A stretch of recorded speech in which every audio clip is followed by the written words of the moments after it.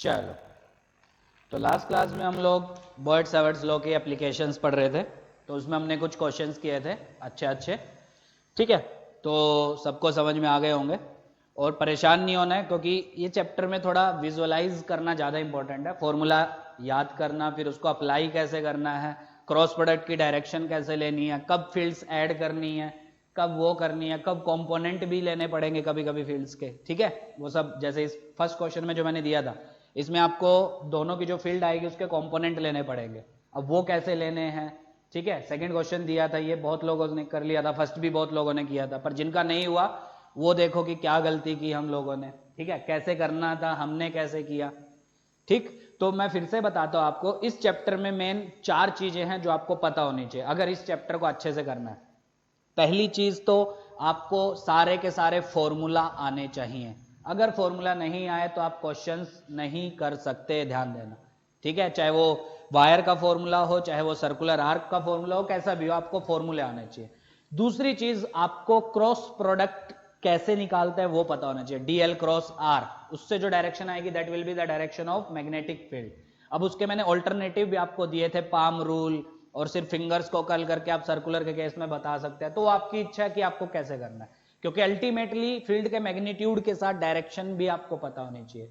तीसरी चीज जो इंपॉर्टेंट है इन दोनों के अलावा, वो क्या है कि अगर आपके पास सिस्टम में बहुत सारी चीजें हैं, मतलब 3-4 वायर्स हैं, 2-3 सर्कुलर आर्क हैं, और किसी पॉइंट पे फील्ड मांगा है, तो उन सब की वजह से होगी। अब किसकी फील्ड ऐड होगी, किसकी फील्ड माइनस होगी, किसकी कैसे करेंगे, वो आपको डायरेक्शन से पता होगा। मान लो किन्हीं दो की फील्ड बाहर की तरफ है, प्लस जेड की तरफ है, तो दोनों डायरेक्टली ऐड हो जाएंगी। किन्हीं दो की फील्ड माइनस की तरफ है तो वो ऐड हो जाएंगी, और प्लस वाली से उसको माइनस कर देना, है ना। जो प्लस जेड की तरफ जिनकी फील्ड होगी उससे माइनस जेड वाली फील्ड को माइनस कर देना। ये सब आपको पता होना चाहिए। ठीक है, तो वो कैसे आएगा, जितनी आप प्रैक्टिस करोगे उतना जल्दी आप सीखेंगे। मतलब इस चैप्टर में ढेर सारे क्वेश्चंस आपको मिलेंगे। अभी जो मैंने देखो 2 ही चीजें कराई हैं अभी तक, एक straight wire, infinite, finite, semi infinite, और एक कंप्लीट सर्कुलर, सेमी सर्कुलर, कोई आर्क। ये 2 ही चीजें कराई हैं सिर्फ। इस पे आपको पता नहीं कितने क्वेश्चंस मिलेंगे बुक्स में। अब प्रैक्टिस करो, ठीक है, ये सब करना सीखो, क्रॉस प्रोडक्ट निकालना सीखो, और फॉर्मूला याद रखो, सब कुछ हो जाएगा। ठीक है, और नीट वाले थोड़े से परेशान हो सकते हैं, क्योंकि क्वेश्चंस इसमें काफी अच्छे लेवल के भी आपको दिखेंगे, पर वो नीट में कभी नहीं आएंगे, ध्यान देना। मैंने पहले भी बोला, नीट में वही क्वेश्चन आएंगे जिसकी कैलकुलेशन ईजी होगी। जैसे ये क्वेश्चन, ये नीट में बहुत मुश्किल चांस है कि ये नीट में आए, क्योंकि इसमें कैलकुलेशन है, इतनी भी बड़ी नहीं है पर है। पर मेंस एडवांस वालों को सब कुछ करना है, चाहे वो कैसा भी क्वेश्चन हो। ठीक है, चल देखते हैं ये क्वेश्चन। तो देखो, जिनका गलत था वो कैसे करना था उनको देखो अब ध्यान से। तो मैंने एक और बताया था इसमें, इस बी पॉइंट पे फील्ड वो 0 आ गई थी। क्यों? क्योंकि इसकी फील्ड एक दूसरे को कैंसिल कर रही थी, नेट फील्ड आपकी 0 थी। ठीक है, वो आसान था। और मैंने ए पॉइंट पे निकालना था, होमवर्क दिया था वो मैंने। अब वो कैसे करना, ध्यान से देखो। सबसे पहले दोनों वायर्स को अलग अलग देखते हैं। ये first wire and this one is your second wire. Current किधर दौड़ रहा है पता है ना, ऐसा अंदर की तरफ। डीएल अंदर की तरफ आएगा, ये भी अंदर की तरफ। डॉट होता तो बाहर की तरफ, पता है ना। मतलब ये जो वायर है ये प्लेन के परपेंडिकुलर है, बोर्ड के प्लेन के परपेंडिकुलर है। ठीक, अच्छा, इस वायर से सबसे पहला काम तो होता है मुझे डिस्टेंस लेना पॉइंट का।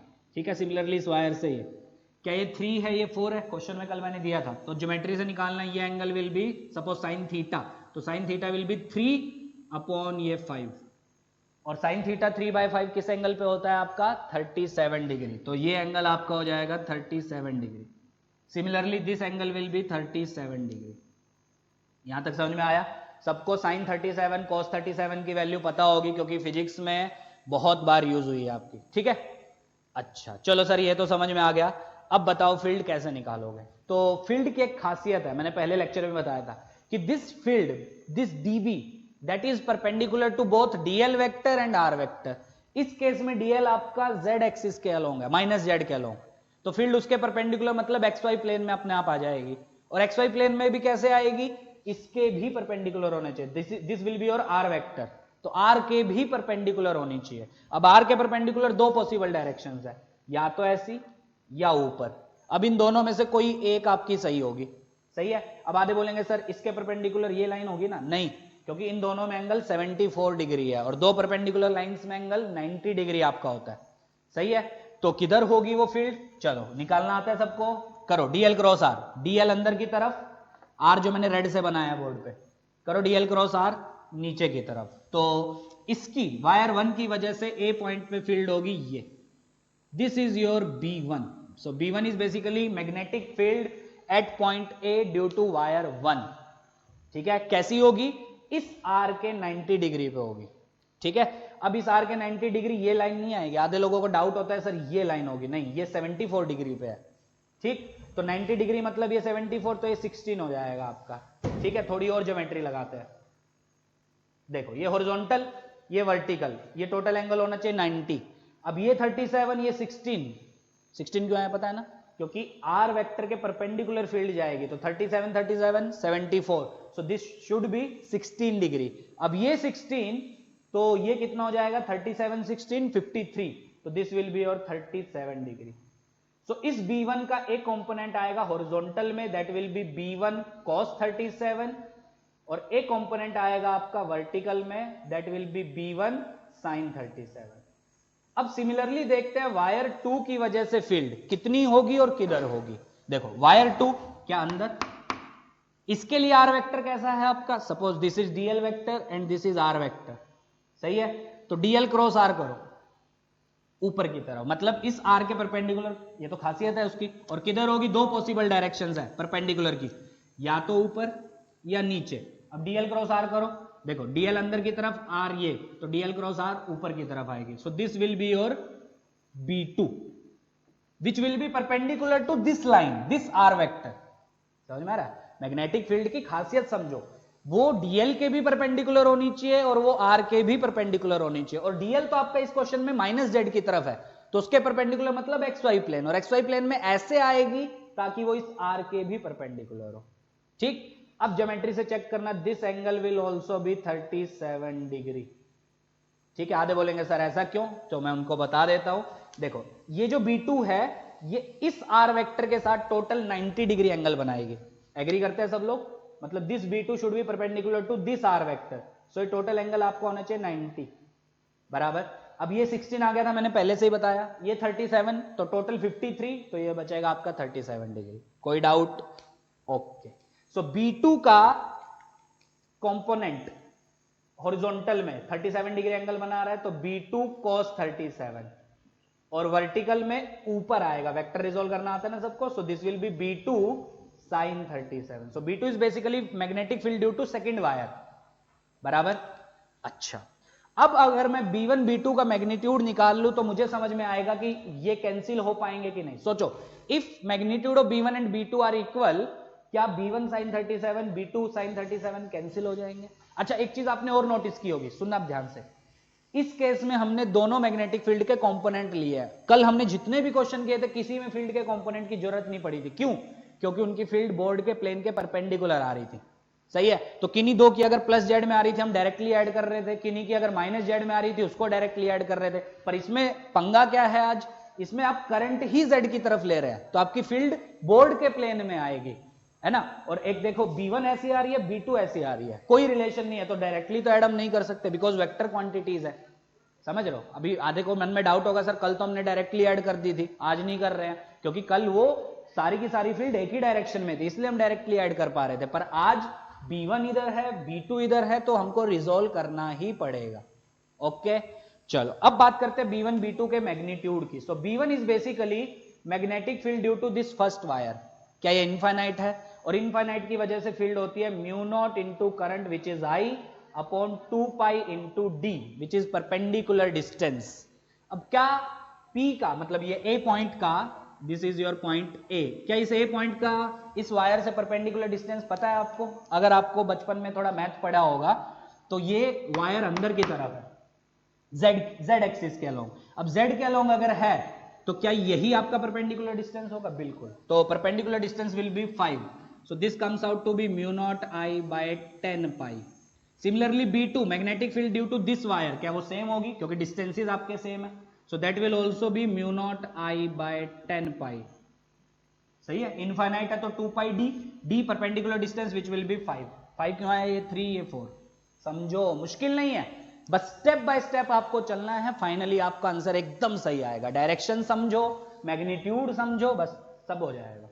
अब मुझे एक चीज दिख गई कि b1 b2 तो सेम है। अगर b1 b2 सेम है तो b2 sin 37 b1 sin 37 cancel कर देंगे एक दूसरे को। क्यों? क्योंकि b1 b2 की वैल्यू सेम है और ऑपोजिट डायरेक्शन में है दोनों।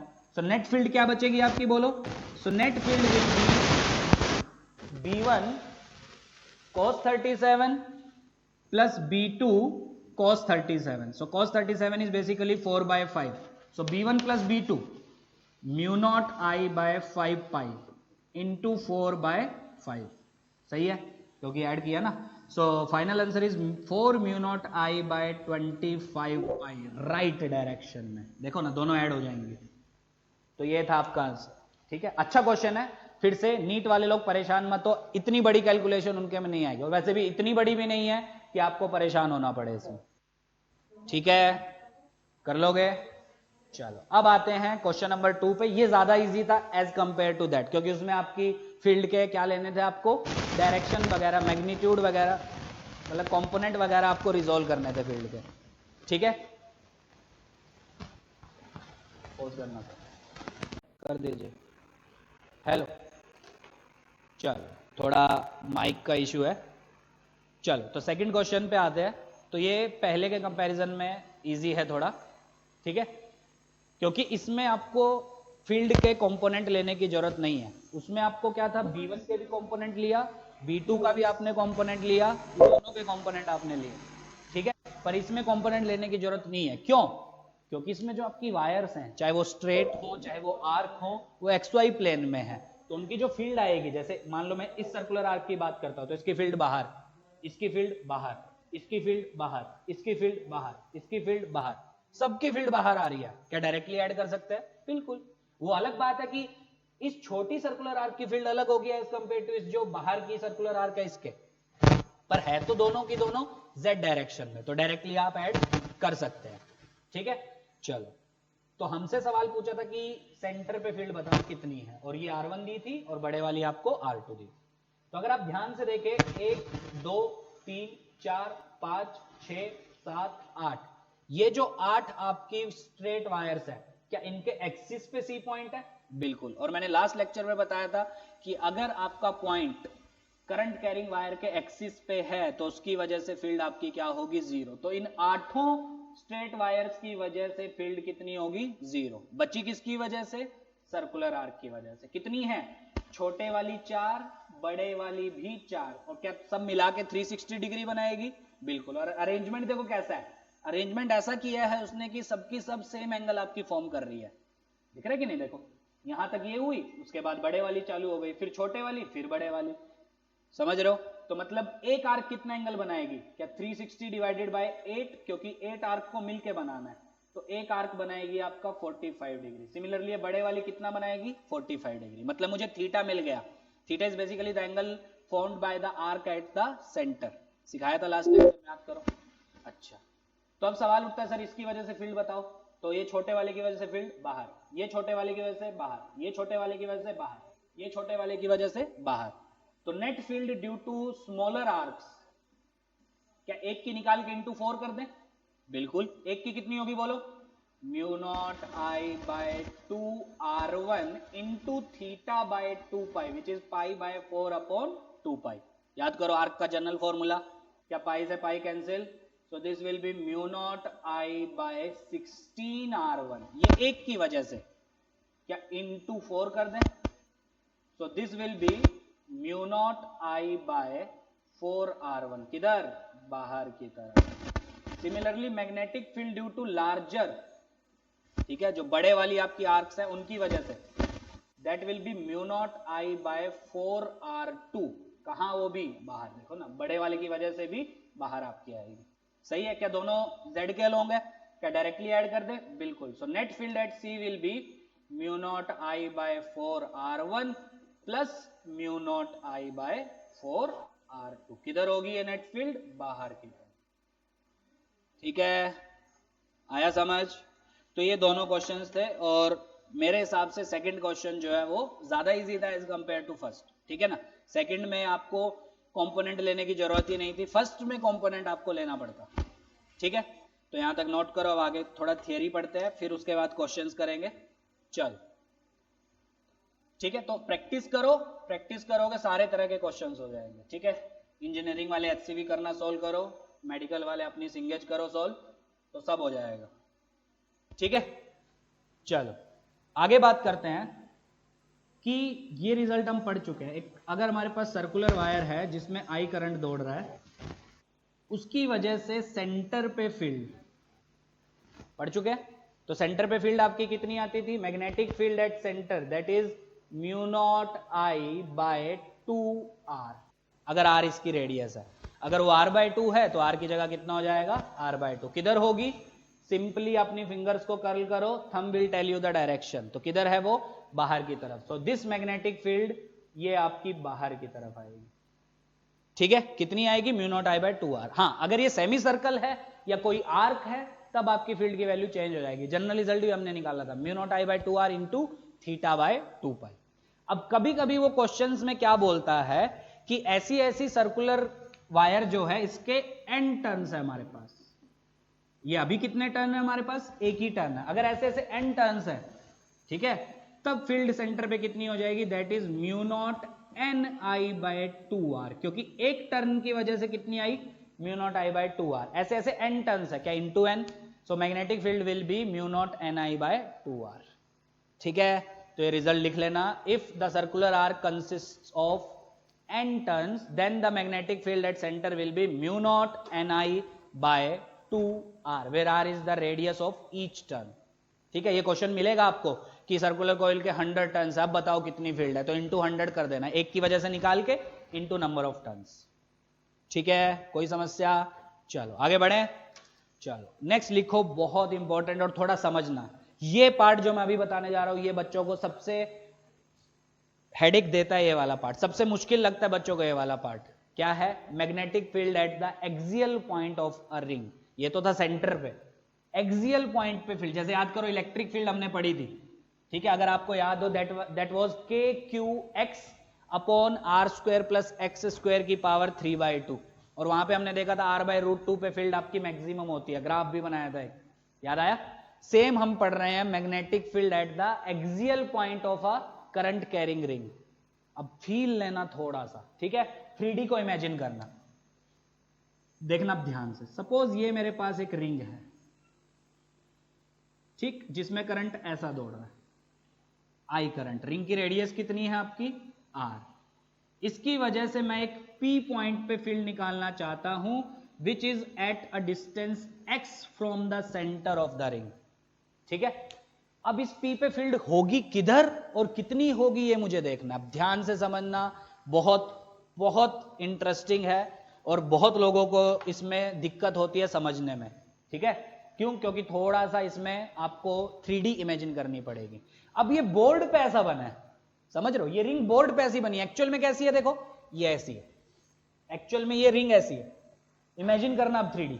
एक्चुअल में ये रिंग ऐसी है जिसमें करंट ऐसा दौड़ रहा है, समझ पा रहे हो? बोर्ड पे ऐसा बनाया है मैंने, ठीक, मतलब ध्यान से आगे देखो, ये रिंग ऐसी, ऐसी कोई ये रिंग है आपकी, ठीक है, इसमें करंट ऐसा दौड़ रहा है, ठीक। अब बोर्ड पे मैंने ऐसा बनाया, समझ पा रहे हो? अब इसकी वजह से मैं क्या निकालूंगा? यहां कोई P पॉइंट है, उस पे मैग्नेटिक फील्ड, ठीक है। मैं पैरेलली इससे भी आपको समझाऊंगा कि हमने कैसे किया, तो आप थोड़ा सा बोर्ड पे देखना और फिर यहां विजुअलाइज करना। एक्चुअल में ये कंडीशन है, अब वो बोर्ड पे वैसी बनी है। तो this is your circular ring having current I, ठीक है, किस डायरेक्शन में? ऐसा, जैसे मैंने फिंगर्स को कर्ल किया वैसा, समझ पा रहे हो?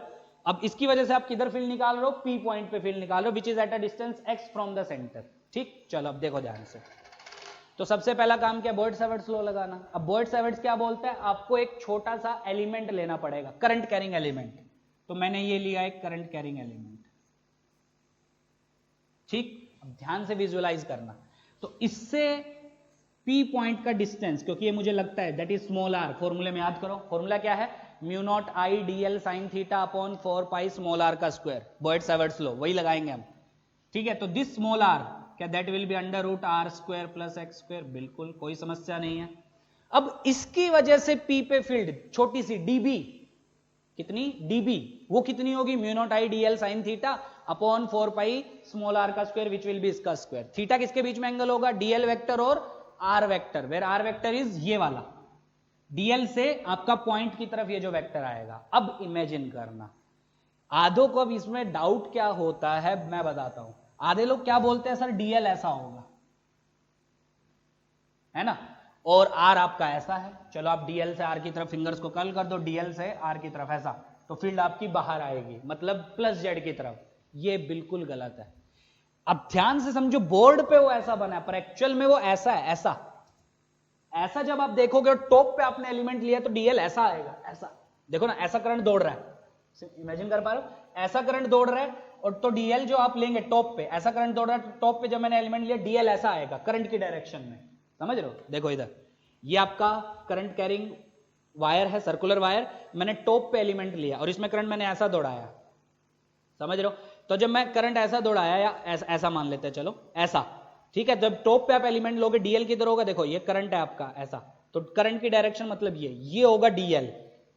क्या वो बोर्ड के प्लेन के परपेंडिकुलर है, बिल्कुल, ये समझो, सही है, मतलब डीएल आपका ऐसा बाहर निकलता हुआ है, बाहर निकलता हुआ, समझ रहे हो, और आर आपका ऐसा है प्लेन के अंदर। तो बी की खासियत क्या है, इस डीबी की खासियत क्या है, this must be perpendicular to both dl vector as well as r vector, समझो। और क्या डीएल वेक्टर आपका बाहर की तरफ है, जेड की तरफ, तो आपका डीबी किधर आएगा, एक्स वाई प्लेन में, मतलब बोर्ड के प्लेन में समझ पा रहे हो। और बोर्ड के प्लेन में वो कैसा आएगा, वो इस आर वेक्टर के भी परपेंडिकुलर होना चाहिए। अब आर वेक्टर के परपेंडिकुलर दो पॉसिबिलिटीज हैं, या तो ये डीबी होगा या ये डीबी होगा। डीबी मतलब small magnetic field due to this current carrying element, जो हम बॉयड सावर्ट से निकालते हैं। अब वो डीबी कैसे निकालेंगे, अब वो तो आसान है, कैसे, देखो अब इमेजिन करना, ये है आपका डीएल, ना कि ये है डीएल, समझो। ये वायर, ये आपकी जो रिंग है वो ऐसी है, बोर्ड पे वैसी बनी है, ये ऐसी है क्योंकि एक्सियल पॉइंट पे आप देख रहे हो, तो ये ऐसी है, ऐसी, और एक्सियल पॉइंट पे फील्ड आप देख रहे हो। तो जब ऐसी देखोगे, करंट मैंने कैसे बनाया दिख रहा है सबको, कौन सी सेंस में, एंटी क्लॉकवाइज सेंस में, तो एंटी क्लॉकवाइज करंट फ्लो करवाओ इसमें, तो जब टॉप पे आप एलिमेंट लोगे डीएल ऐसा बाहर निकलता हुआ आएगा, समझे। चलो अब तो आसान है आपके लिए, बस यही समझना था कि डीएल क्या होता है। आधों को डीएल में डाउट होता है इसमें, तो ये ऐसा डायग्राम नहीं है एक्चुअल में ये ऐसा होना चाहिए, क्योंकि आप एक्सियल पॉइंट पे फील्ड निकाल रहे हैं, ठीक। So this is your DL plane के perpendicular, this is your R. तो सबसे पहली चीज, डीएल और आर में एंगल कितना, क्या डीएल प्लेन के परपेंडिकुलर है, क्या आर प्लेन में है। सो सबसे पहली चीज, angle between dl vector current carrying element and r vector, वो आपका 90 होगा इस बार, ठीक है। आधों को क्या लगता है, सर ये जो एंगल बनेगा ये डीएल, ये एंगल आपका एंगल होना चाहिए दोनों में, नहीं, डीएल आपका बाहर है और आर आपका प्लेन में है, तो दोनों में एंगल 90 होगा, ठीक। चलो अब करते हैं डीएल क्रॉस आर, डीबी की डायरेक्शन पता चलेगी, क्या ये डीएल है, क्या ये डीबी है, करो डीएल से डीबी, डीएल से डीबी, ये डीबी है आपका, सॉरी ये आर है आपका, ये डीएल है बाहर की तरफ, तो करो डीएल से आर की तरफ जाओ, डीएल क्रॉस आर, क्या ऊपर, तो ये होगी आपकी डीबी की direction. DB is basically small magnetic field due to this dl length element, समझ पा रहे हो। डीबी प्लेन में क्यों गिरा वो समझ में आ रहा है, क्योंकि आपका डीएल प्लेन के परपेंडिकुलर था, और डीबी को डीएल के परपेंडिकुलर होना पड़ेगा, वो तभी हो सकता है जब आपका वो प्लेन के अंदर आएगा, और प्लेन में ऐसे आएगा ताकि वो आर के भी परपेंडिकुलर हो। तो दो पॉसिबिलिटीज थी, ये या ये। अब यही बच्चों को समझने में दिक्कत होती है, पर हाँ आपको अल्टीमेटली रिजल्ट यूज करना है। पर हाँ जो लोग एडवांस की तैयारी कर रहे हैं उनको फॉर्मूला भी पता होना चाहिए, डिराइव कैसे हुआ, ठीक है, सबको पता होना चाहिए, वैसे नीट वालों को भी, मेंस वालों को भी, कि हम डेरिवेशन कर कैसे रहे ताकि फील आए आपको। बस इसमें दिक्कत क्या होती है, क्योंकि ये बना ऐसा है पर एक्चुअल में ऐसा नहीं है, एक्चुअल में ये ऐसा है, ऐसा, ठीक है, ये ऐसा है, और इस पॉइंट पे आप फील्ड निकाल रहे हैं। तो जब आप डीएल कंसीडर करेंगे तो बाहर की तरफ जाएगा। आधों को लगता है सर ये बोर्ड के प्लेन में ही होना चाहिए, नहीं, वो बोर्ड के प्लेन के परपेंडिकुलर आपका जाएगा। कोई समस्या? अच्छा, अब अगर मैं ये एंगल थीटा मान लेता हूं, ठीक, तो सबको पता है आर के परपेंडिकुलर डीबी है आपका, मतलब ये एंगल आपका 90 है, ठीक। तो ये अगर आपका 90 है तो ये एंगल कितना हो जाएगा आपका 90 माइनस थीटा, क्योंकि टोटल एंगल आपका 180 होना चाहिए। या ऐसा भी समझ सकते हो, देखो ये थीटा तो ये भी थीटा, अब ये थीटा तो ये बचेगा 90 माइनस थीटा। सो डीबी का ये component that will B dB cos 90 minus theta which is dB sine theta, और ये आएगा आपका डीबी कॉस थीटा।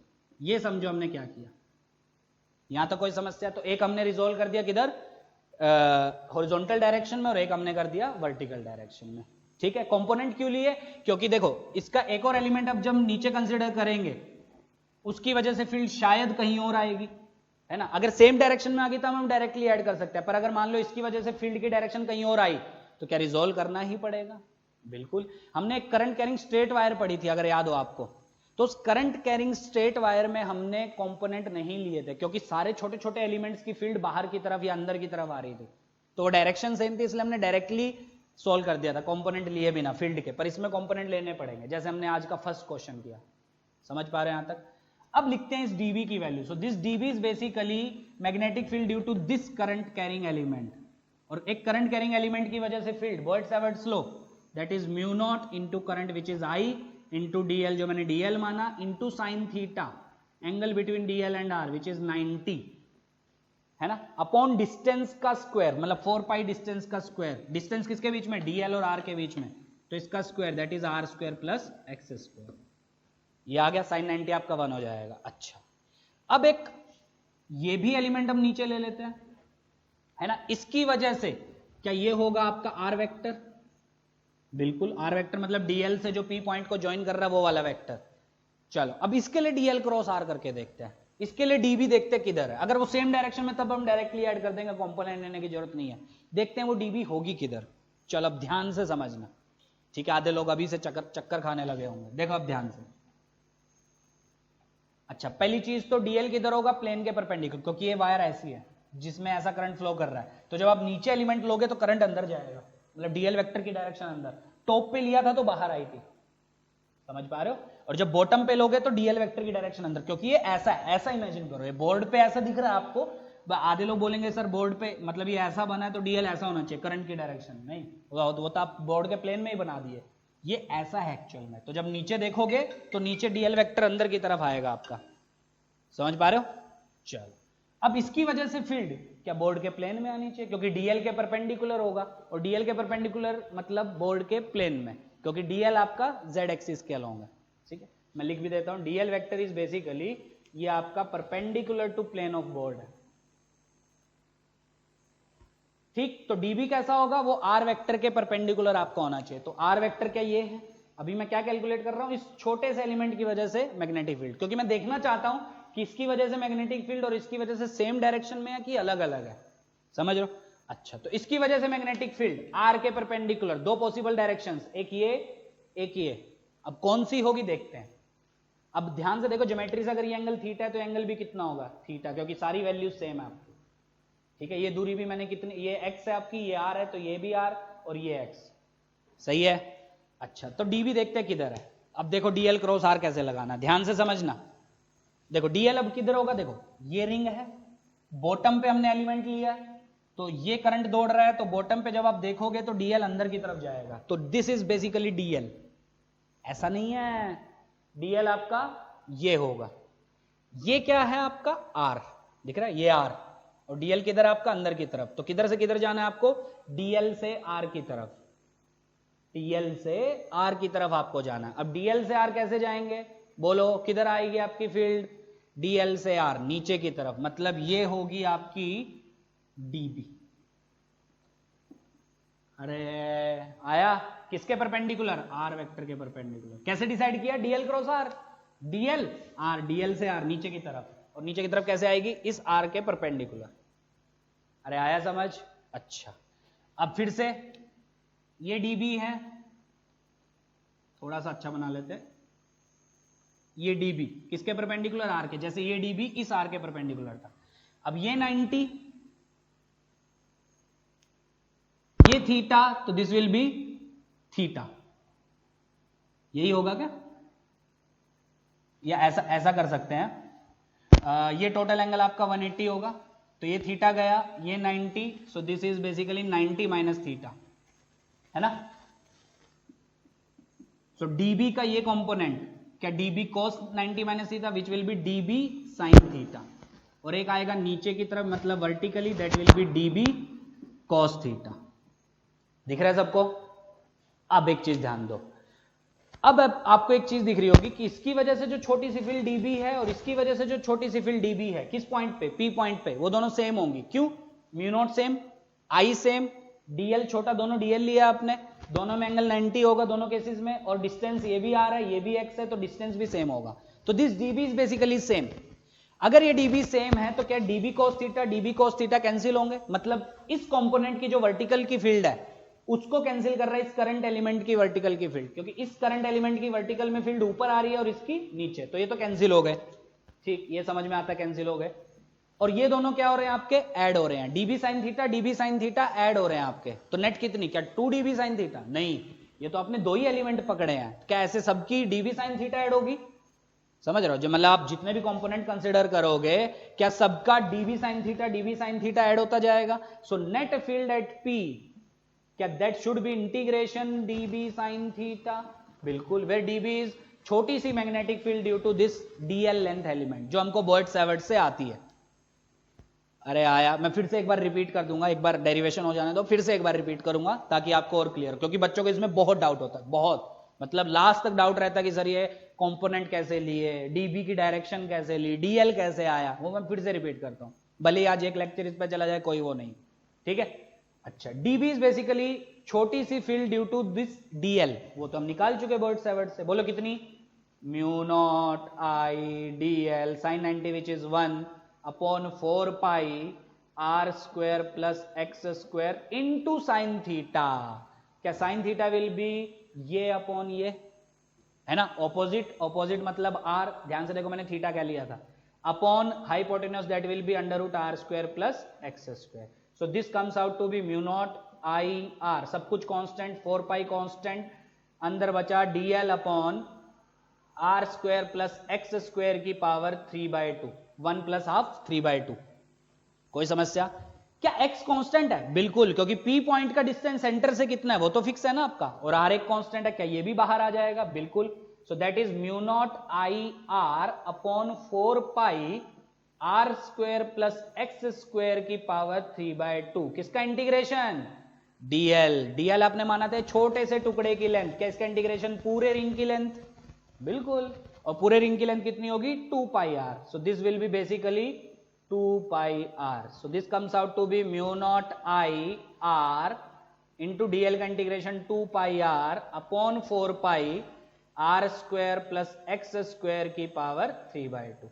पाई से पाई गया, 2 से 2 गया, so this is mu naught I r square upon twice of r square plus x square raised to the power 3/2. So this is the formula of magnetic field at an axial point due to a current carrying ring. एक ring की वजह से किसी x दूरी पे कोई point है, उस पे फील्ड कितनी होती है, that is mu not I are square upon twice of are square plus x square की पावर 3/2। लगभग वैसी है जो हमने इलेक्ट्रिक फील्ड में पढ़ी, थोड़ा सा अलग है, वहां पे था k q x upon are square plus x square की पावर 3/2। x ऊपर भी था वहां पे, पर यहां पे ऊपर नहीं है, बस यहां पे डिस्टेंस सिर्फ यहां पे है, तो ये बल्कि और आसान है उस वाली फील्ड से। किधर होगी फील्ड? राइट की तरफ, along the axis, perpendicular to the axis नहीं, अलोंग द एक्सिस, और किस डायरेक्शन में? राइट। लेफ्ट क्यों नहीं, वो भी आप डिसाइड कर सकते हैं राइट हैंड थंब रूल से। देखो मेरी तरफ से देखना, क्या ये जो रिंग मैंने बोर्ड पे बनाई है ये कुछ ऐसी है जिसमें करंट कैसा दौड़ाया आपने? एंटी क्लॉकवाइज डायरेक्शन में, मतलब ये मेरी फिंगर्स को देखना जैसे कर्ल हो रही है, मतलब आपने ये करंट दौड़ाया है ना, और इसकी वजह से आप इस P पॉइंट पे फील्ड निकालना चाहते हैं, है ना। तो देखो, तो सबसे पहले जब मैंने टॉप पे एलिमेंट लिया था तो मेरा डीएल हो गया ये समझ में आ रहा है, और जब मैंने ऐसे बॉटम पे एलिमेंट लिया था तो डीएल हो गया ये। अब फील आ रही है? तो डीएल ये, आर वेक्टर ये, क्योंकि P पॉइंट यहां पे है, तो डीएल क्रॉस आर जब आप करोगे, डीएल ये आर ये, तो डीएल क्रॉस आर ऊपर की तरफ, तो ये आया आपका, ठीक। और जब सिमिलरली आप नीचे की तरफ देखोगे तो डीएल ऐसा और आर ऐसा आया था, क्योंकि P पॉइंट यहां पे है, तो तब डीएल क्रॉस आर करोगे तब डीवी ऐसा आएगा, बस उसको आगे हमने मैथमेटिक्स लगा के रिजोल्व किया है। तो ये कंपोनेंट कैंसिल हो गया, ये कंपोनेंट आपका ऐड हो गया। तो आधों को लगता है sir dv sine theta 2 dv sine theta होना चाहिए, नहीं, ये सिर्फ दो एलिमेंट्स का आया आपका। ऐसे जितने भी एलिमेंट्स आप लोगे सबके डीवी साइन थीटा ऐड होंगे और सबके डीवी कॉस थीटा कैंसिल होते जाएंगे, जैसे हमने इलेक्ट्रिक फील्ड में भी किया था। तो नेट फील्ड कितनी आ जाएगी? डीबी साइन थीटा का इंटीग्रेशन, क्योंकि सारे डीबी साइन थीटा ऐड होंगे आपके, और डीबी क्या है? किसी एक डीएल की वजह से मैग्नेटिक फील्ड जो बॉयड-सैवर्ट लॉ से ये आएगी। एंगल 90 क्यों समझ में आया? क्योंकि जब आप ऐसी रिंग कंसीडर करोगे डीएल आपका ऐसा बाहर की तरफ आएगा, और आर आपका प्लेन में आएगा, तो डीएल और आर में एंगल कितना 90। बचपन में 9 10 में पढ़े हो गए सब। तो डीएल आपका जेड की तरफ और आर आपका एक्स वाई प्लेन में, तो जेड वाला वेक्टर एक्स वाई प्लेन के वेक्टर के साथ कितना एंगल बनाएगा 90 डिग्री। ठीक है, कोई समस्या? और डीबी प्लेन में क्यों आया वो समझ में आया, क्योंकि डीएल के भी परपेंडिकुलर होता है वो, और आर मतलब ये जो पोजीशन वेक्टर है इसके भी परपेंडिकुलर होता है। कोई समस्या? अब थोड़ा सा ध्यान से समझो कैसे हमने कंपोनेंट्स लिए, कौन कैंसिल हुआ, कैसे हमने देखा। ठीक है यहां तक? अच्छा, तो लास्ट में फॉर्मूला क्या आया, mu not I are square upon twice of are square plus x square की पावर 3/2। कहां? एक्सिस के अलोंग पर राइट डायरेक्शन में। अब देखना वो क्यों आया, क्या आपका करंट ऐसा था, है ना, एंटी क्लॉकवाइज। समझो, अब एंटी क्लॉकवाइज करंट था, फिंगर्स को कर्ल करो, एंटी क्लॉकवाइज में किधर आया था, बाहर। तो मतलब किसी भी एक्सिस के पॉइंट पे फील्ड किधर आएगी, बाहर की तरफ, इसलिए बाहर की तरफ आई। अब बोलेंगे सर अगर करंट हम उल्टा ले लेते तब आपकी अंदर की तरफ आती है। मान लो करंट आपने क्लॉकवाइज सेंस में लिया, तो क्लॉकवाइज में जब फिंगर्स को कर्ल करोगे थंब आपका अंदर की तरफ आएगा, मतलब तब पी पॉइंट पे फील्ड ऐसी होती वही mu not I are square upon twice of are square plus x square की पावर 3/2। मैग्नीट्यूड वही होता पर डायरेक्शन ये होती। कब की बात मैं कर रहा हूं, जब ये करंट ऐसा ना होके ऐसा होता, तब आप पी पॉइंट पे फील्ड देखते ना, तब ये ऐसे आता। अपने होमवर्क में कर लेना, खुद से ट्राई करना, डीएल वेक्टर मानना, डीएल क्रॉस आर से चेक करना, कंपोनेंट्स लेना, देखना ये वाले ऐड होंगे इस बार, तो नेट फील्ड इधर आएगी। अब वो कैसे आई, राइट हैंड थंब रूल से आप देख सकते हैं। कोई समस्या किसी को? पक्का?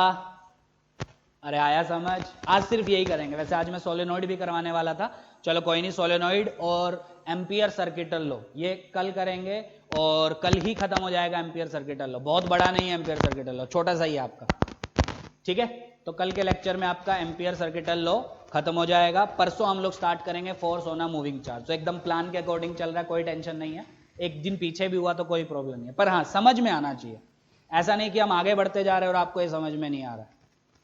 ठीक है, फिर से रिपीट करूं, फिर से अगर आप देखो तो ये रिंग बोर्ड पे ऐसी बनी है, एक्चुअल में कैसी है वो फील करो, विजुअलाइज करो कि ये एक्चुअल में रखी कैसे गई है। ठीक है, ये कुछ ऐसी रिंग है जिसके हम एक्सिस के किसी पॉइंट पे फील्ड निकाल रहे हैं, उसके अकॉर्डिंग अपने दिमाग में सोचो डीएल किधर होगा, आर वेक्टर प्लेन में गिरेगा, है ना, डीबी वेक्टर जो है वो आर के परपेंडिकुलर जाएगा, वो ऊपर या नीचे, मतलब ऐसा कि ऐसा, वो हमने डीएल क्रॉस आर से देखा। सिमिलरली इसका एक और एलिमेंट हमने ऐसा लिया, मतलब इसका एक और सिमिलर एलिमेंट हमने नीचे लिया, अब इसके लिए आर वेक्टर ये हो जाएगा। अब डीबी किधर होगा, आर के परपेंडिकुलर, तो दो पॉसिबल है, या तो ऊपर या नीचे। अब नीचे ही क्यों लिया, वो भी डीएल क्रॉस आर से आया। ठीक, अब दोनों डीबी मुझे मिल गए, अब मैंने ज्योमेट्री से एंगल थीटा माना था, तो ये थीटा होगा, तो ये एंगल आएगा 90 माइनस थीटा। तो डीबी को जब रिजोल्व करेंगे आएगा डीबी साइन थीटा, इस डीबी का भी डीबी साइन थीटा और डीबी कॉस थीटा दोनों के ऑपोजिट में, तो वो कैंसिल हो जाएंगे। तो हमने वहां से एक चीज सोची कि क्या सबके डीबी कॉस थीटा कैंसिल होंगे, बिल्कुल सबके dB cos theta, dB cos theta, dB cos theta cancel होते जाएंगे, समझ रहे हो। और नेट फील्ड आपकी क्या बचेगी, जो डीबी साइन थीटा, मतलब इस तरफ जो आएगी, समझ में आ गया, इसलिए इंटीग्रेशन डीबी साइन थीटा की। अब डीबी की वैल्यू वो मैं बॉयड-सैवर्ट्स लॉ से जानता हूं, वो वैल्यू डालो, इंटीग्रेट करो, कॉन्स्टेंट्स को बाहर लो इंटीग्रेशन से, डीएल का इंटीग्रेशन फाइनली आ जाएगा 2πr। ठीक है, तो फाइनली ये आंसर। हाँ, अब इसमें भी ये तो एक टर्न आया, सपोज ऐसी ऐसी n टर्न्स है आपके पास, समझ रहे हो, तो मान लो अगर n टर्न्स है, तो n टर्न्स की अगर ये कॉइल होती तो एक्सियल पॉइंट पे फील्ड कितनी हो जाती, B is equal to mu naught NIR² upon twice of R² plus X² की पावर 3/2। आया समझ? पक्का? सोच लो, चल आगे बढ़े, चल नोट कर लो ये अच्छे से, समझो, और नहीं समझ में आए तो मुझसे पूछो। ठीक है, मैं फिर से एक्सप्लेन भी करूंगा, पर मुझे नहीं लगता 3-4 बार मैं सेम चीज एक्सप्लेन कर चुका हूं, अब आ गया होगा आपको। बस फील लेना थोड़ा सा कि डीएल क्या है, आर किधर है। ठीक, तो मतलब मेरा जो रिजल्ट आया वो क्या आया कि अगर ये कोई सर्कुलर कॉइल है जिसमें करंट ऐसा, ठीक है, उल्टा दौड़ाओगे तो डायरेक्शन बदल जाएगी, इसकी वजह से अगर आप पी पे फील्ड देखोगे तो वो ऐसी होगी, ये कुछ ऐसा ही है कि ये ऐसी ना होके कुछ ऐसी है। ठीक है, तो फिंगर्स को कर्ल करोगे तो थंब डायरेक्शन बताएगा, मतलब राइट की तरफ, वही आई है। कितनी आई, mu not I R² upon twice of R² plus X² की पावर 3/2। ठीक है, सवाल उठता है सर यहां अगर कोई पी पॉइंट हुआ, मतलब इस साइड, उस साइड नहीं, इस साइड, उस पे फील्ड किधर होगी, तो पहली चीज तो एक्सिस के अलोंग होगी, मतलब इस लाइन पे होगी।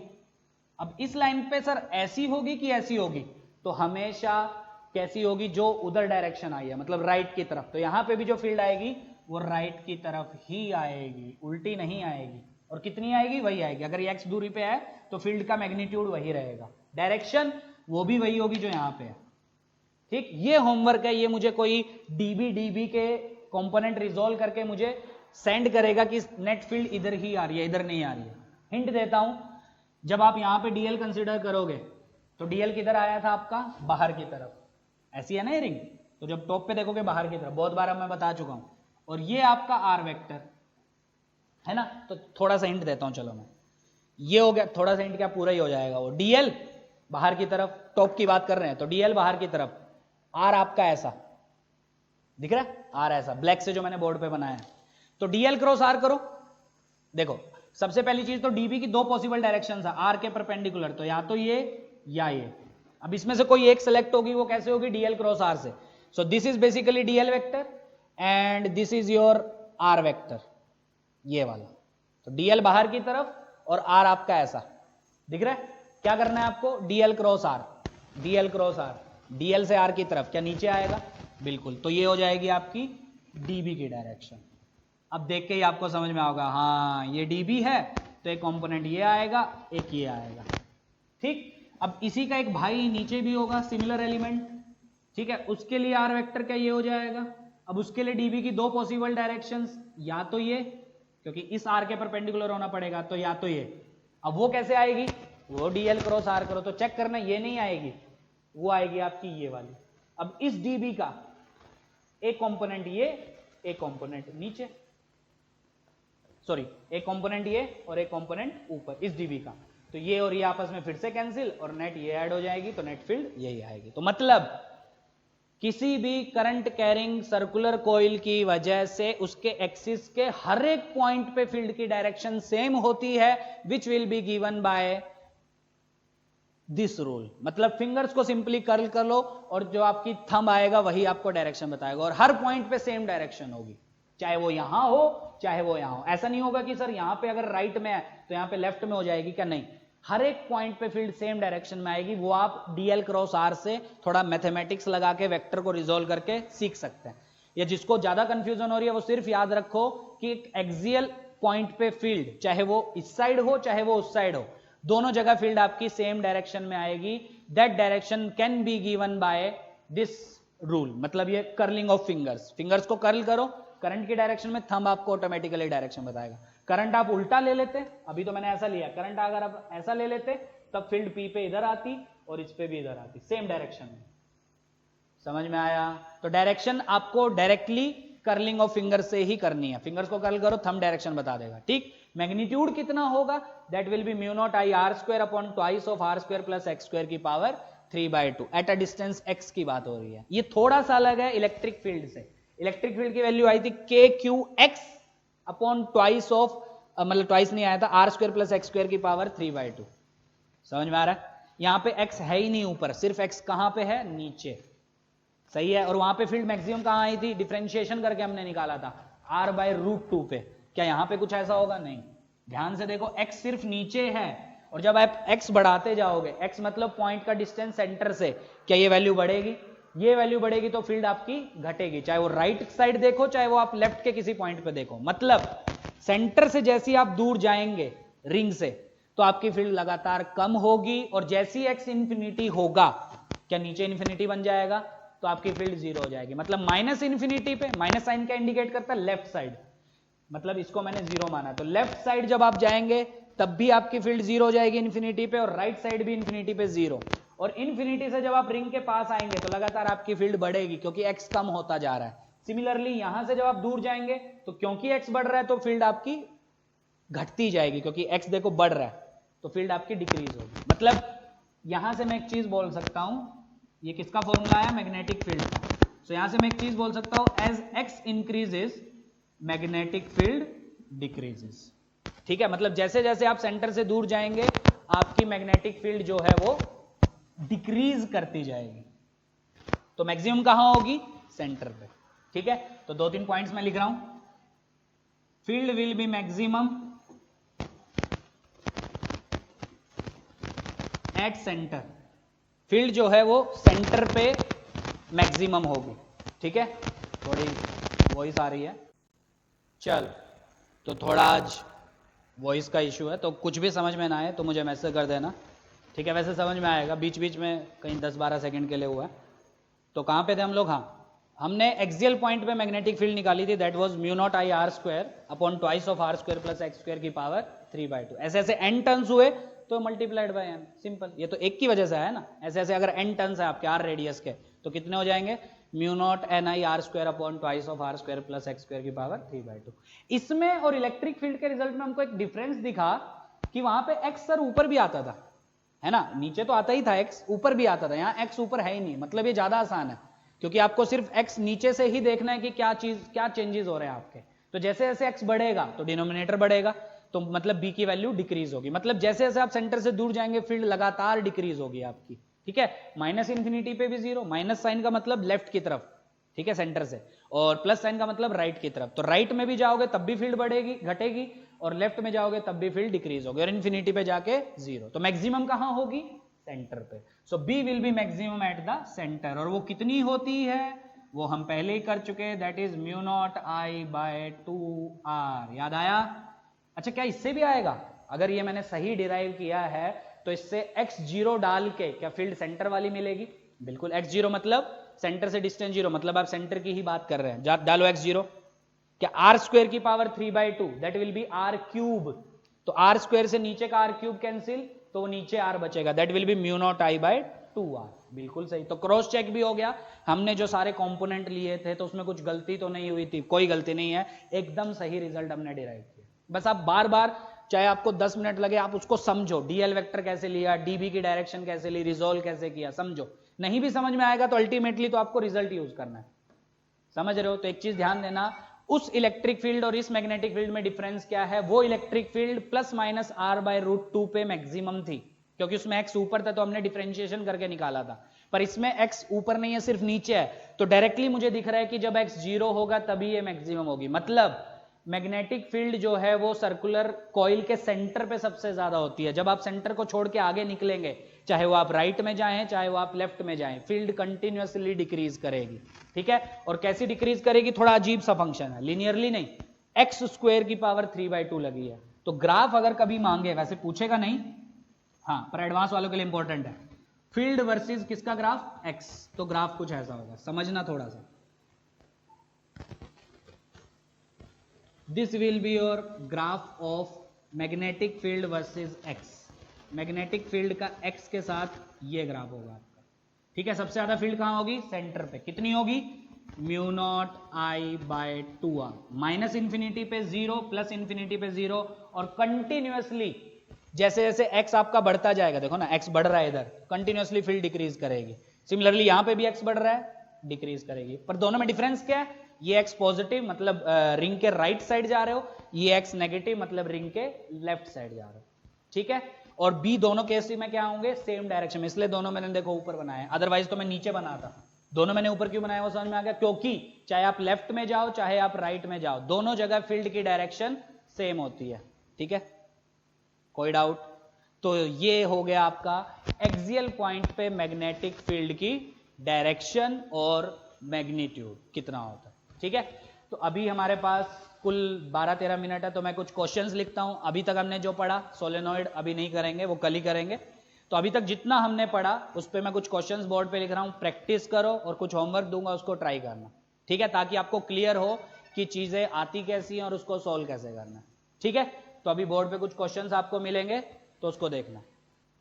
चल, तो ये कुछ क्वेश्चंस है, पॉज करके खुद से ट्राई करो। जेई मेंस 19 के हैं सारे, और ऐसे बहुत सारे क्वेश्चन हैं, एक नहीं आता है। बॉयड-सैवर्ट्स लॉ अकेले से, और उसमें भी वो सर्कुलर वायर और आपका स्ट्रेट, इससे पता नहीं कितने क्वेश्चंस मिलेंगे नीट में, मेंस में, एडवांस में। ठीक है, तो बस रिजल्ट याद रखो और चीजें समझो, कुछ मुश्किल नहीं है। तो फिर से मैं रिपीट कर रहा हूं, क्वेश्चंस क्या क्या बोल रहे हैं।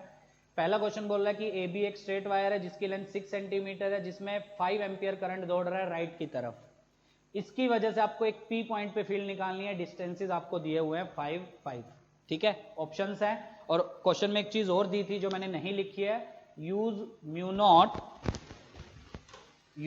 Not is equal to 4 pi into 10 की पावर -7। म्यू नॉट को आपको 4 पाई इंटू 10 की पावर -7 यूज करना, ठीक है। चल सेम सेकंड क्वेश्चन, एक इनफाइनाइट वायर ये है, एक इनफाइनाइट वायर वो है, इंसुलेटेड है। आधो को लग रहा है सर ये ऐसा काट कैसे जा रही है, आई करंट कहीं और नहीं जा रहा है क्या? Insulated from each other, question में मेंशन है। तो ये आई करंट ऐसा जा रहा है, ये आई करंट ऐसा जा रहा है। क्वेश्चन है पी पॉइंट पे नेट फील्ड कितनी होगी, और डिस्टेंसेस आपको दिए हैं, तो ये ऑप्शन है आपके वेक्टर के साथ। तीसरा है कुछ ऐसी अरेंजमेंट है, ठीक है, ये तो ये जो मैंने सॉलिड से बनाया है, ये आपकी एक सर्कुलर आर्क है, ये भी एक सर्कुलर आर्क है, ये एक स्ट्रेट वायर है, ये भी एक स्ट्रेट वायर है। ये डिस्टेंस 2 सेंटीमीटर और ये डिस्टेंस 3 सेंटीमीटर, ठीक है। ये एंगल कितना बना रही है? 45। क्वेश्चन है ओ पे नेट मैग्नेटिक फील्ड कितनी होगी, सिर्फ मैग्नीट्यूड पूछा है, डायरेक्शन कोई नहीं पूछी है उसने, ठीक है। तो खुद से पोज करके ट्राई करो ताकि आपको कॉन्फिडेंस आए कि आप सीख चुके हैं सब कुछ जितना पढ़ाया गया अभी तक, ठीक है। और ऐसे बहुत क्वेश्चंस आपको मिलेंगे पास्ट ईयर में, बुक्स में, प्रैक्टिस करो, सब आ जाएगा। कोई डाउट है तो उसको पूछो, तो परेशान नहीं होना कि सर चैप्टर कैसा है। चैप्टर बहुत आसान है और बहुत मजेदार चैप्टर है, ऐसी तो करना है पूरे चैप्टर में। चलो अच्छा, क्या ये एक फाइनाइट वायर है? बिल्कुल, एक फाइनाइट वायर की वजह से किसी पी पॉइंट पे फील्ड, वो मुझे पता है, तो अब रिजल्ट आपको पता होना चाहिए। तो that field is given by mu not I by 4 pi D into sine theta 1 plus sine theta 2। Theta 1 ये वाला एंगल, थीटा 2 ये वाला एंगल, सिखाया था अच्छे से। अच्छा, अब ये 6 है तो ये आधा कितना होगा? 3, ये 5 तो ये 4। ये तो लगभग वैसे है जो हमने अभी किया था, बस उसमें वायर्स ऐसी अंदर जा रही थी करंट, ठीक है, पर इसमें प्लेन के अंदर है। तो ये एंगल कितना हो जाएगा बोलो? 37, क्योंकि साइन 37 विल बी 3/5, तो ये एंगल 37, ठीक। ये एंगल भी कितना?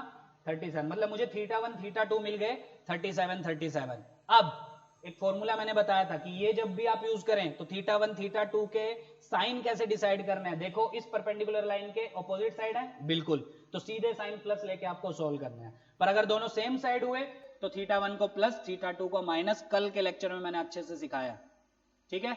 डी क्या होता है आपका? Perpendicular distance which is 4। तो आ गया आंसर, खत्म सवाल। तो बीपी बोलो जल्दी, म्यू नॉट बाय 4 पाई की वैल्यू कितनी ले लें? 10 की power -7। I current flowing through wire which is 5। D perpendicular distance which is 4 centimetre, unit भी ध्यान देना। So this will be 4 into 10 की power -2 into sine 37 plus sine 37, क्योंकि एंगल 37 है। साइन 37 इज 3/5, तो 3/5 प्लस 3/5 6/5, 5 से 5 cancel, so this is 2, this is 3, 3/2 1.5, 10 की power -7 upon -2 -5, so answer is B. कर लोगे तो कुछ ऐसा मुश्किल नहीं है, ठीक है, बस सिस्टमेटिक चलो, फॉर्मूलाज को याद रखो, सब होगा। आगे बढ़े, चलो नेक्स्ट है क्वेश्चन नंबर सेकंड। एक वायर ये, let's say it is wire number 1 and it is wire number 2, इन दोनों की वजह से पी पॉइंट पे फील्ड चाहिए। क्या ये इनफाइनाइट वायर है? इनफाइनाइट वायर की वजह से फील्ड, बोलो magnetic field due to infinite, that is mu not I by 2 pi D. याद आया? Where D is perpendicular distance. क्या वो डायरेक्टली डी दिया है क्वेश्चन में? क्योंकि पहली वायर से ये परपेंडिकुलर ही तो है और दूसरी वायर से ये परपेंडिकुलर है, तो मुझे डायरेक्टली परपेंडिकुलर डिस्टेंस पहले से गिवन है। तो सवाल उठता है सर फिर दिक्कत क्या है? सीधा mu naught I by 2 pi D, पर हाँ डायरेक्शन भी तो है ना। बताओ अब पहली वायर की वजह से, क्या वायर की वजह से पाम रूल लगा सकते हैं? चलो पाम रूल से करते हैं।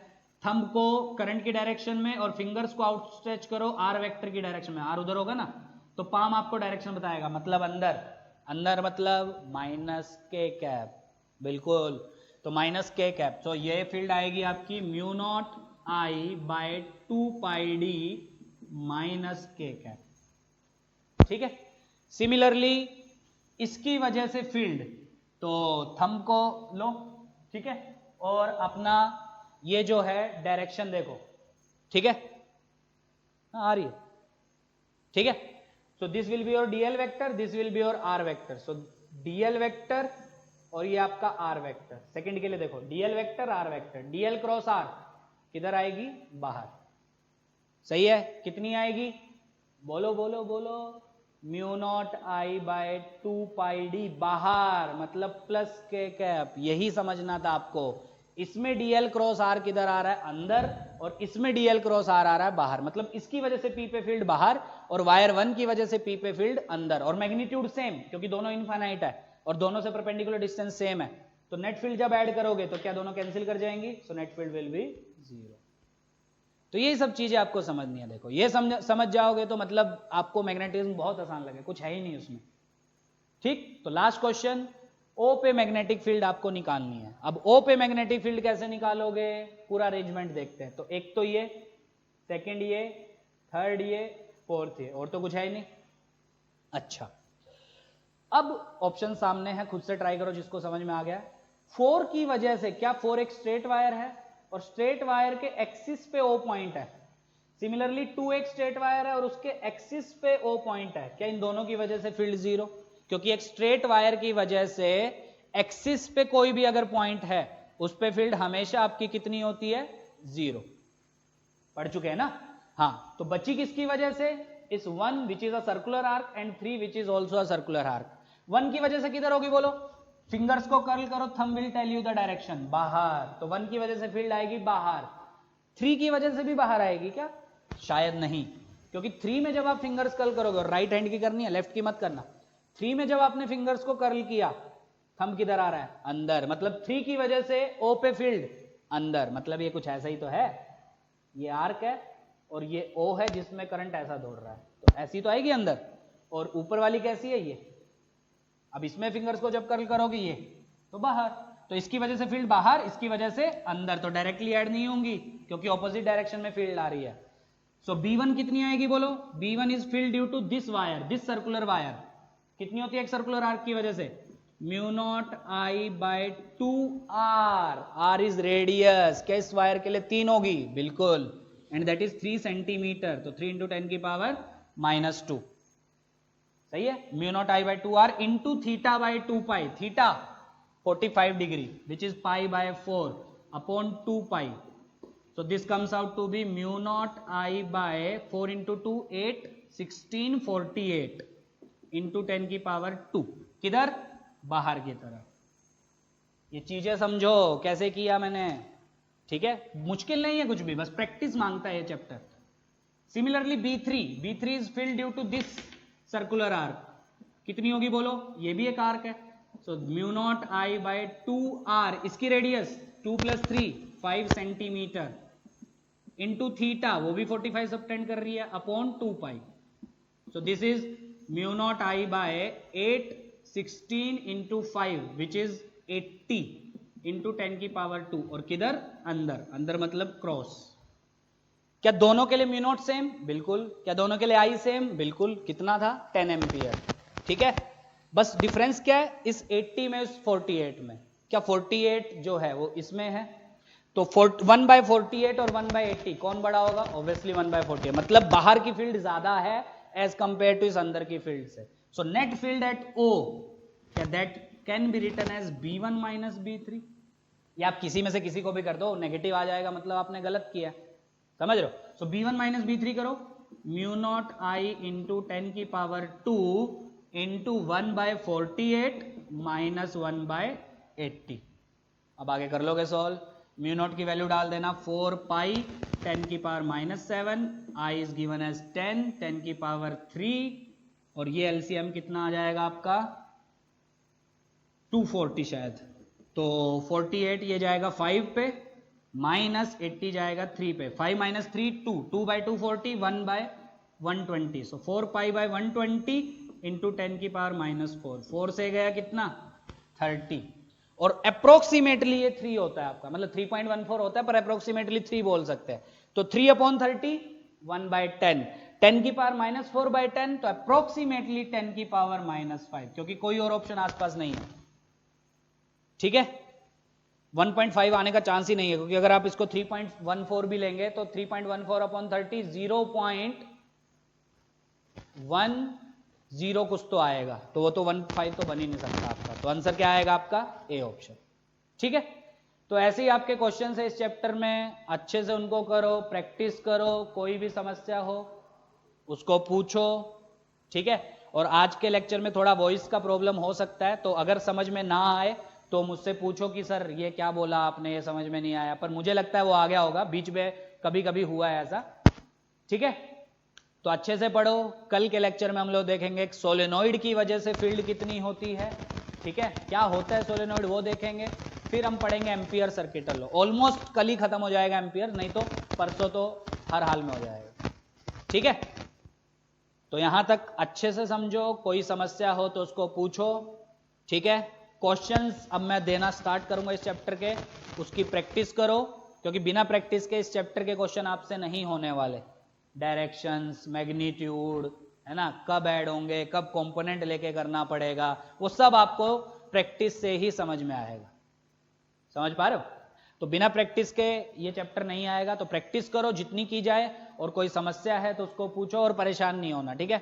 उतना मुश्किल चैप्टर भी नहीं है कि हाँ परेशान होने लगो, ठीक। एडवांस वालों के लिए मान सकते हैं कि हाँ थोड़ा सा उनको एफर्ट ज्यादा डालना पड़ता है, पर नीट में एकदम आसान क्वेश्चन पूछता है। हाँ ऐसे क्वेश्चन नीट में दिखेंगे आपको, पर ये मुश्किल थोड़ी ना है ना। सिस्टमैटिक चलो, इसकी वजह से फील्ड, इसकी वजह से फील्ड, ये दोनों जीरो हो जाएगी, नेट फील्ड आ जाएगी, समझ रहे हो। तो सिस्टमैटिक चलो तो सब कुछ आपको समझ में आएगा, ठीक है। तो बाकी नेक्स्ट क्लास में करते हैं। कोई भी डाउट हो यहाँ तक जो भी हुआ है उसको पूछो, ठीक है। चलो तो बाकी नेक्स्ट क्लास में करेंगे। चलो।